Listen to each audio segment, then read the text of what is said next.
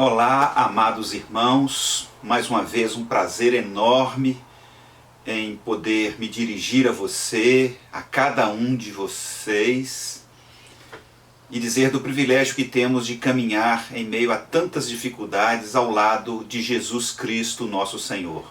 E eu queria iniciar, meus amados irmãos, dizendo um texto bíblico da carta de Hebreus, que assim o texto sagrado nos diz: guardemos firme a confissão da esperança, sem vacilar, pois quem fez a promessa é fiel.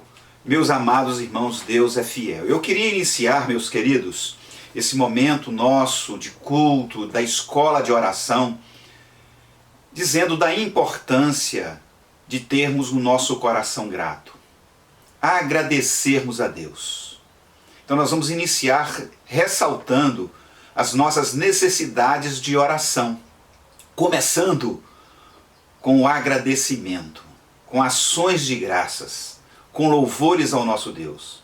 Portanto, o primeiro agradecimento importantíssimo que nós devemos ter, meus amados irmãos, é pelo dom da vida. Deus nos coroou desta bênção fantástica que é a vida. Que privilégio, que bênção recebermos das mãos do nosso Deus em meio a esta pandemia, a graça de termos a vida plena. A nossa vida é preservada. A orientação bíblica, meus amados irmãos, é para que nós ofereçamos a Deus a nossa gratidão, darmos graças a Deus por tudo que somos e que temos. Então, precisamos agradecer a Deus também pelo sustento diário, pelo sustento material, pela casa que temos, pelo pão nosso de cada dia, conforme nos ensina a oração dominical em Mateus. Darmos graças pelo alimento diário, meus irmãos, que fortalece o nosso corpo, a nossa vida. E eu sei que você tem muitos motivos para agradecer. Então aproveite a nossa escola de oração na sua casa, junto com os seus familiares. Convide todos e agradeça ao Senhor por todas as bênçãos recebidas. Mas nós devemos continuar a nossa caminhada, o nosso compromisso diante de Deus na intercessão.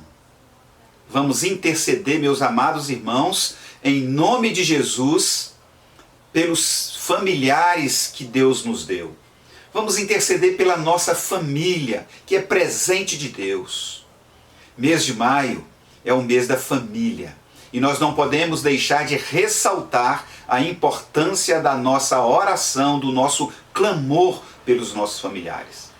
E a palavra de Deus nos convoca a orarmos sem cessar pela nossa família.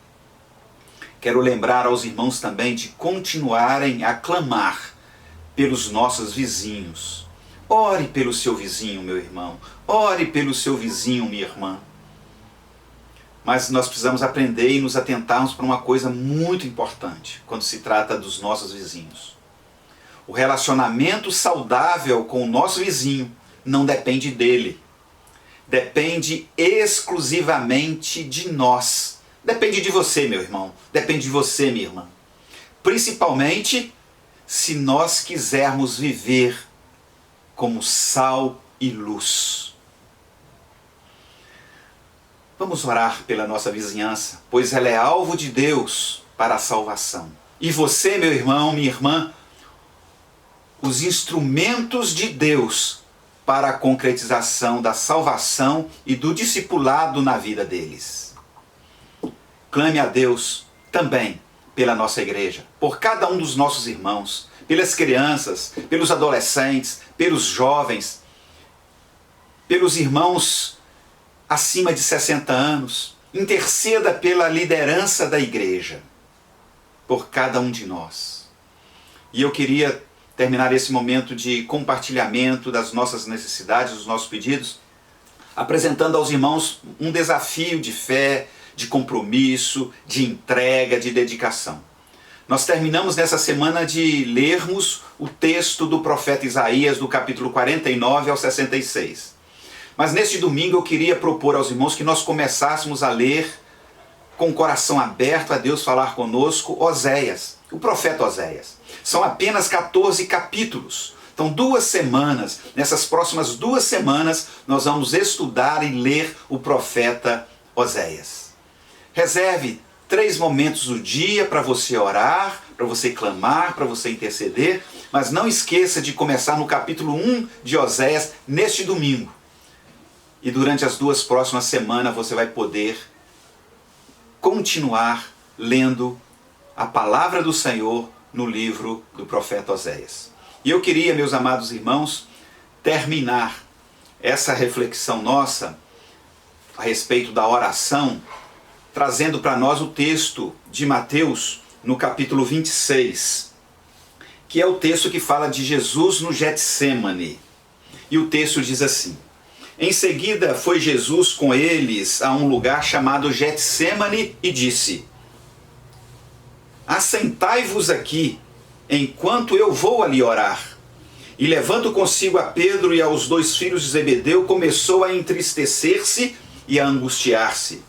Então lhes disse: Minha alma está profundamente triste até a morte. Ficai aqui e vigiai comigo. Adiantando-se um pouco mais, prostrou-se sobre o seu rosto e orando, dizendo: Meu Pai, se possível, passe de mim este cálice. Todavia, não seja como eu quero, e sim como tu queres. E voltando-se para os discípulos, achou-os dormindo, e disse a Pedro: Então, nem uma hora pudeste vós vigiar comigo? Vigiai e orai, para que não entreis em tentação. O espírito, na verdade, está pronto, mas a carne é fraca. Tornando a retirar-se, orou de novo, dizendo: Meu Pai, se não é possível passar de mim este cálice sem que eu o beba, faça-se a tua vontade.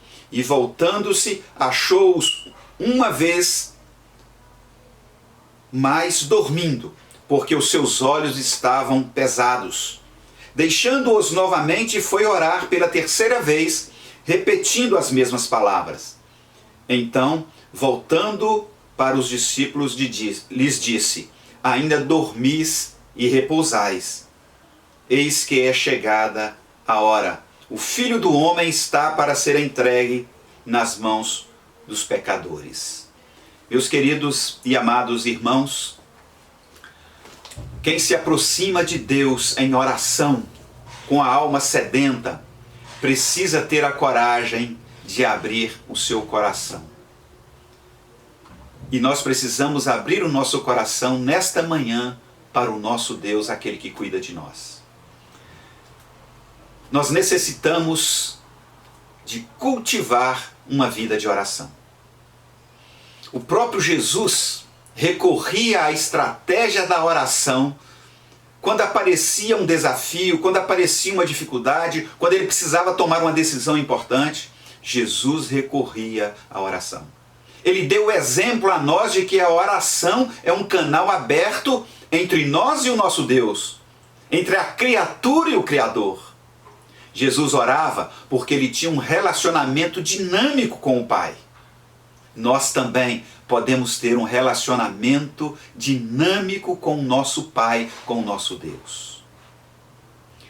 O texto de Mateus mostra que Jesus estava prestes a enfrentar uma grande luta e ele precisava que os discípulos estivessem com ele em oração. Mas o que aconteceu? Os discípulos acompanharam o mestre lá no Getsêmani, no jardim do Getsêmani, para orar com ele. Porém, os discípulos se deixaram tomar pelo sono, deixando de orar como Jesus havia solicitado. Deixaram de orar, de vigiar e de buscar a face do Pai. Jesus estava tomado pela tristeza e angústia naquele momento em que ele vivia. E a sua escolha, a escolha mais importante dele, foi orar, vigiar e conversar com o Pai. Eu sei que nós estamos vivendo uma triste situação diante dessa pandemia do coronavírus. E a nossa escolha, identicamente a escolha que Jesus fizera, deve ser a escolha da oração. Portanto, meu querido irmão, minha querida irmã, com a pandemia da Covid-19, ou em qualquer outra situação que estivermos enfrentando e vivendo, a melhor opção na nossa vida é orarmos ao Pai.